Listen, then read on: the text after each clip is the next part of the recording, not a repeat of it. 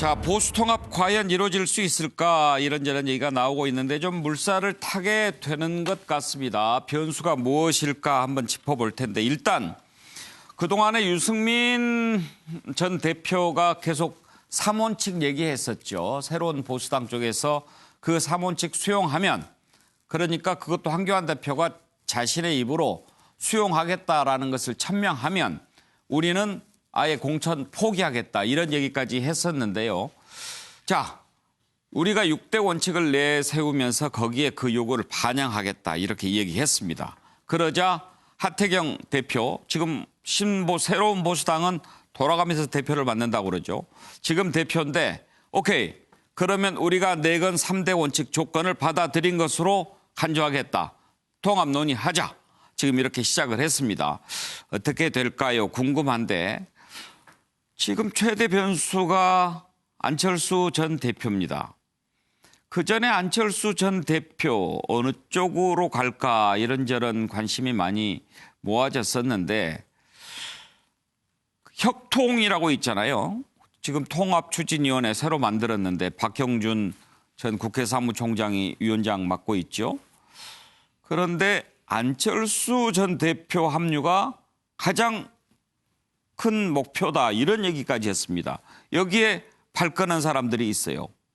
이건 또 어떻게 될지도 문제고요. 황교안 대표가 유승민 전 대표 받는다고 그러니까 또 우리 공화당은 탄핵 관련해 가지고 또 절대 안 된다라고 하고요. 이렇게 저렇게 얽힌 게 많아서 보수 통합까지 이루어지기 쉽지 않게 보입니다만 한번 봐야죠. 관련된 녹취 들어볼까요? 저는 이미 나라를 구하는 길이라는 인식 아래 당 외부에 통추위를 구성할 것을 제안한 바가 있습니다. 이제 통추위가 구성되어 통합의 중요한 계기가 마련된 것은 다행이라고 생각합니다. 이번 통추위를 발족시키면서 저희도 동의한 보수 중도 통합의 6대 기본 원칙이 발표되었습니다. 이 원칙들에는 새로운 보수당에서 요구해온 내용들도 반영되어 있습니다.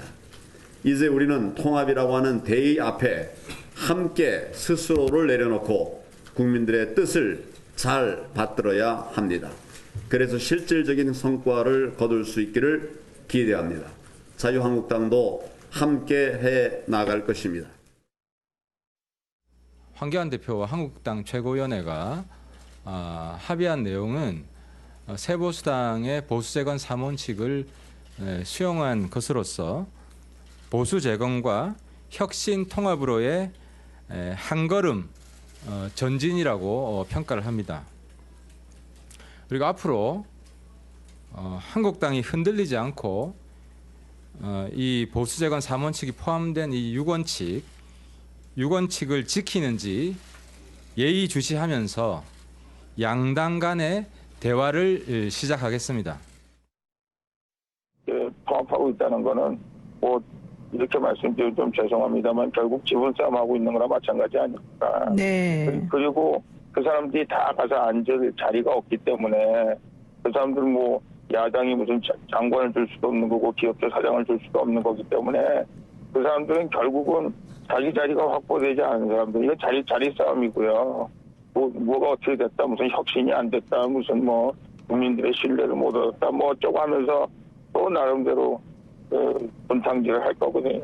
이 통합에 대해서 국민들에게 뭐 엄청난 메시지를 주고 있는 것 같지만 실질적으로는 결과는 그런 해프닝으로 끝날 겁니다. 적당히 포장한 통합이 되었으나 실질적으로. 자, 최수영 교수 의견부터 들어볼까요? 일단 이제 한 걸음은 나갔던 것 같은데 네. 전망을 어떻게 하세요? 그러니까 저는 이제 그동안 꾸준하게 새보수당이 그러니까 통합의 3원칙 받아달라고 얘기하지 않았습니까? 근데 황교안 대표가 우회 합법으로 그러니까 이제 또 혁통위의 이름으로 이제 6가지 원칙이 나왔잖아요. 사실 3가지 원칙이 들어간 거예요. 그런데 이른바 이제 친박 진영에서 3원칙은 도저히 안 된다 이렇게 얘기했잖아요. 결국 수용을 6가지로 이제 한 거죠. 결국은 이제 결국 한 이야기인데 저는 이제 혁통위가 지금 하고 있는 것이 이제 그거라고 봐요. 지금 황교안 대표 입장에서는 유승민 플러스 안철수까지 온다면은 사실 보수통합의 금상첨화라고 보는 거죠. 중도까지. 그런데 유승민 대표 입장은 이게 불편한 거예요. 왜냐하면 지금 더 공공연하게 혁통위의 박형준 대표가 안철수가 핵심이라고 얘기를 하지 않습니까? 그러면 그러니까. 본인이 이제까지 새보수당을 나오면서까지 이렇게 했던 보수의 정체성 드러내는 중도가 사실은 안철수로 귀결된다. 예. 이건 사실 조금 받아들이기 좀 어려운 입장이에요. 그런데 그렇죠. 안철수 대표 입장에서는 지금 들어와가지고 지금 본인이 마치 여기에 그냥 몸을 담는 것이 그냥 이쪽에서 보면 또 무임승차가 될 수도 있지만 본인이 보기엔 이게 또 새 정치냐. 예. 당신이 마라톤 뛰면서 느낀 게 이거냐고 또 반론이 될 수도 있죠. 예. 그런 고민이 있는 거예요. 그래서 저는 요 고비를 극복하는 것, 특히나 그래서 저는 박형준 대표가 굉장히 이제 이 중심의 비 역할을 하기 때문에 저는 중심을 잘 잡아야 된다고 생각합니다. 예. 그렇지 않고 조금 안철수 대표 쪽으로 치우친 행보를 보인다거나 하면은 이 자체가 흔들릴 수 있어요. 황교안 대표는 조금 현재로서는 본인이 좀 내려놨기 때문에 관망하는 추세라고 보는데 저는 이 물꼬가 이 고비가 안철수 대표가 귀국하는 15일 전후 혹은 이제 설 전후 이게 이제 저는 격동의 급물살을 탈 것이다. 저는 이렇게 전망합니다. 예. 양문석 이사장 전망은 어떻습니까? 저는 이렇게 썼습니다. 예. 낙타가 바늘기 들어가기가 훨씬 쉬울 것 같다. 근데 그 이유를 지금 총 7개 계파가 예. 지금 난립을 하고 있습니다. 애국당 하다가 지금 우리공화당으로 이름 바뀐 조원진 그룹, 예. 그다음에 자유한국당 내에서 친박 그룹, 한교안 그룹, 비박 그룹, 그다음에 그 밖에 유승민 그룹이 있고요. 계속해서 이야기하는 박형준 혁통 그룹이 있고 그리고 안철수 그룹이 있거든요. 그럼 우리가 일반적으로 4분 5열 그렇게 그 표현을 하는데 박형준 7분 7열이라고 위원장도 이야기를 그룹에 하나 있습니까? 예? 박형준 지금 저기가 나와 있는 MB계로 봐야 될까요? MB계로 이제 봐야 되는데요. 그렇기 때문에 조원진, 친박, 한교안, 비박, 유승민, 박영준, 안철수 이 7개 파벌이 무슨 원칙과 기준으로 통합할 것이냐. 저기에서 명확하게 갈라지는 게 뭐냐 하면요. 탄핵에 대한 문제를 어떻게 해결할 것이냐거든요. 지금 가장 다수파인 조원진 그룹, 친박 그룹 그리고 한교안 주류 그룹들은 탄핵에 대한 부분으로부터 강하게 비박과 유승민, 안철수를 공격하고 있는 입장이란 말이에요. 예. 저 탄핵의 강을 무슨 재주로 건널 거냐라는 부분이 가장 크고 그리고 저 7개가 다 7명이 다 당대표를 할 수 있는 사람들이 또 포진이 돼 있어요. 그러면 공천권을 어떻게 배분할 것이고 누가 공천권을 쥘 것이냐 이 부분을 정리를 해야 되는데 예. 정리가 되겠어요. 그래서 저는 낙타가 예. 바늘길을 들어가는 게 차라리 안 쉽겠나 이렇게 전망을 해봅니다. 그런데 아까 지금 적은 걸 보니까요 판넬에 네. 거기 한번 좀 잡아주시죠 판넬. 앵커가 이런데 또 이렇게 관심을 기울일 줄 몰랐네요. 안철수 전 대표 빼고는 네. 그 전에 다 새누리당에 같이 있었던 분들 아닌가요? 그렇죠. 새누리당이 다 같이 있었던 분이고. 그래서 도로 새누리당 이런 얘기가 나오는 거죠. 근데 제가 그 이야기까지 안 하려고 했는데. 아니, 궁금해서 물어보는 예. 거예요. 도로 새누리당으로 가면서 지금 안철수 대표가 강하게 예. 전 대표가 저 도로 새누리당에 왜 내 이름을 올리느냐라고 하면서 강하게 지금 몸을 틀고 있거든요. 예. 몸을 트는 이유가 두 가지죠. 정말 자신의 이념적 지향성에 정치적 철학에 벗어나는 그룹이기 때문에 몸을 틀 수도 있고 자신의 몸값을 강하게 높여나가는 또 하나의 정치적 전략을 두고 몸을 트는 수도 있다. 저는 그렇게 보고 있습니다. 노영희 변호사 보시기에 안철수 전 대표 합류할 것 같아요? 안 할 것 같아요. 저는 솔직히 말해서 보수 대통합을 왜 하는지를 생각해보면 가능성이 없다고 보죠. 왜냐하면 사실은 총선에서 승리하기 위해서 다들 지금 회처모여를 하는 건데 결국 총선에서 승리한다는 건 뭡니까? 본인이 공천권을 받아서 나가고 싶다는 거 아니겠습니까? 그리고 본인이 당선이 돼야 되는 거죠. 그런데 이미 한국당하고 다른 당들하고는 그동안에 이미 형성되어 온 그런 과정들이 있어요. 예컨대 예를 들면 이혜훈 의원 같은 경우가 예전에는 새누리당에서 뽑혀서 지금 지역구의 의원이 됐었지만은 그분이 바른미래당으로 이제 넘어가면서 사실은 그 지역구에 다른 사람이 지금 벌써 포진해 있어요. 그러면은 이혜원 의원이 나 공천 안 받아도 되니까 무조건 합치겠습니다라고 얘기를 할까요? 나는 그건 아니라고 본다는 거예요. 그래서 지금은 아직까지 공천에 대한 그림이 명확하게 그려지지 않았기 때문에 통합이란 이름으로 뭔가 얘기를 하고 싶겠지만 시간이 가면 갈수록 점점 내가 얻을 게 하나도 없는데 여기 내가 왜 힘들게 들어가야 되느냐라는 생각을 할 수밖에 없는 예. 거고 결국 시간 부족. 그다음에 안철수라고 하는 또 독특한 캐릭터. 그리고 친박이라고 하는 또 확고한 그 본인들이 주장하고자 하는 내용을 얘기하는 이런 그룹들이 섞여 있는 상황에서는 좀 어렵지 않나 생각이 듭니다. 예. 정혁진 변호사 전망 한번 들어보죠. 저는 원숭이가 예. 바나나를 지금 잡고 있는 것 같아요. 예. 근데 사냥꾼이 막 이렇게 오는데 예. 이 바나나를 포기를 못하는 거예요. 그러니까 소탐 대실인 거죠. 총선이 100일도 안 남았잖아요.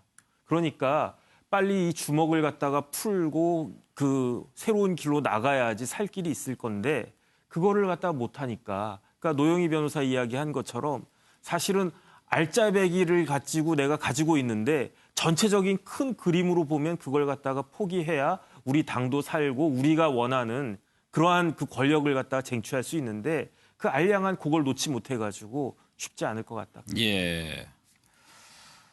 알량한 건 아니에요. 저게 정치 권력인데 공천을 받으면 바로 공천 이퀄 당선이라는 지역들이 있잖아요. 강남 상구나 영남 지역의 그 상당 부분인데 그런데 저게 알량한 권력일까요? 저 권력은 엄청난 큰 권력이에요. 그 권력을 한교안 대표가 과연 놓을까? 그리고 던져놓고 나눌까? 이게 그 낙타가 바늘기 들어가는 예. 어려운 일이에요. 오늘 뉴스가 아주 많습니다. 지금 또 하나 속보가 들어왔는데요. 법무부가 검찰 반부패부 등 13개 부서를 형사부, 공판부로 전환하기로 조직 개편을 단행했다 하는 내용인데요. 노영희 변호사, 그동안 이제 직접 수사 부서를 많이 축소하겠다라고 얘기하지 않았습니까? 네. 그렇게 단행하는 거죠. 네, 직제 개편이 지금 이루어지는 거고요. 예. 그러면서 이제 검경 수사권 조정을 앞으로 놔두고 지금 미리 이제 정리를 하는 거죠. 예. 그리고 특히 이렇게 하는 게 좋은 이유는 그러니까 이제 장관이나 이렇게 청와대 입장에서 좋은 이유는 뭐냐면 인사가 너무 지금 문제다라고 혹은 8월 달에 인사했는데 지금 또 왜 인사하냐라는 얘기 나왔잖아요. 그런 얘기를 사실은 쏙 들어가게 만들죠. 예. 직제 개편을 하니까 당연히 인사가 필요한 것이기 때문에. 그래서 제가 봤을 때 이게 지금 착착 지금 추 장관의 그런 그 계획에 예. 따라서 진행되는 것 같습니다. 최혁준 변호사, 지금 이제 추미애 장관이 가서 인사 대대적으로 단행하고 또 직제 개편 단행하고 또 검경 수사권 조정 법안 오늘 만약에 통과되고 그러면 검찰에 상당한 변화가 있겠군요. 일단은 형사 소송 자체에 큰 변화가 생겨요. 예. 왜냐하면 공판부는 강화될 수밖에 없어요. 왜냐하면 형사소송법에 따르면은 검사가 작성한 피의자 신문 조서는 그 자체로 증거 능력이 있거든요. 그런데 개정된 형사소송법은 그 증거 능력을 갖다가 없애버렸어요. 그래가지고 검사가 아무리 열심히 피의자를 조사를 해서 조서를 만들어도 그 피의자가 피고인이 돼가지고 법원에 가서 여태까지 내가 한 말 다 부인하겠습니다. 예. 그러면 처음부터 이걸 다시 다 해야 되거든요. 이러한 일들이 벌어질 거고 그러면 사실은 공판이 굉장히 늘어질 수도 있고 어쨌든 강화가 돼야 될 겁니다. 저는 예, 양문석 이사장. 저 과정들이 이제 오늘 검경 수사권까지 넘어가면 윤석열 총장 상당히 어려워질 거예요. 이 부분에 대해서 검경 수사권이든 공수처든 이 부분을 집권 여당이나 청와대하고 조율하면서 검찰의 조직 보위를 그 최소화하는 피해를 최소화하는 쪽으로 문제를 푸는 게 맞았냐? 안 그러면 윤석열 총장이 했던 계속해서 청와대와 여권을 공격하면서 계속 그 야당하고 손잡았던 게 맞았냐라는 책임론이 예. 강하게 불거질 가능성이 있다고 보는 거죠. 저도 그런 한마디, 얘기도, 예. 저도 한마디 덧붙인다면 저는 사실 이걸 보면서 조금 검찰 개혁 못지않게 중요한 것이 권력 견제인데 저렇게 검찰 반부패부 같은 경우를 저렇게 지금 이 시점에서 저렇게 그 법무부 장관의 뭐 시행 뭐 이렇게 경우로 저렇게 한다는 게 과연 그 국민들이 납득할 수 있는 것인지 오히려 저는 이 점에서 좀 이런 것들이 좀 속도전을 좀 아무리 방향이 좋아도 속도전을 좀 이렇게 좀 조절해야 되는데 너무 저렇게 너무 드라이브를 건다면은 오히려 저는 저것이 검찰 개혁을 정권 보위로 잘못 인식할 수도 있는 틀이 되지도 않을까. 저는 사실 그런 우려도 좀 듭니다. 이게 이제 검찰 개혁 문제로 이어지는 건데 시간이 한 30초 남았는데 양문석 이사장 오늘 마지막이니까 예. 마지막으로 말씀하시죠. 한 지난 6년 동안 계속해서 이 방송을 이제 지켜왔는데 그래서 통영에서 서울까지 오가는 고속버스 이 아이템 얘기하시라고. 고속버스 이 차비가 매주 한 10만 원 이상 들었는데 이제 개인적 소외 얘기하지 통영발 그다음에 서울발 이 고속버스 기사들하고 많이 친해졌거든요. 이제 그분들하고 헤어져야 되는 시간이 왔습니다. 개인적인 사정으로 이제 그 오늘까지 방송을 하고 또다시 방송을 떠나게 됐습니다. 예. 제가 그 검찰 개혁에 대해서 물어봤는데 또 차비 얘기했어요. 자, 지금 국무총리 임명동의안 국회에서 투표는 모두 끝났습니다. 결과를 전해드리려고 했는데요. 아직 결과는 안 나오고 아마 개표가 진행 중인 것 같습니다. 계속해서 이어지는 MBN 종합뉴스에서 전해드리도록 하겠습니다. 일단 투표는 모두 끝났습니다. 정세균 국무총리 임명동의안 투표가 끝났다는 소식 전해드리면서 오늘 뉴스와이드 여기서 마치겠습니다. 계속해서 김주아 앵커가 진행하는 MBN 종합뉴스가 이어집니다. MBN과 함께해 주십시오.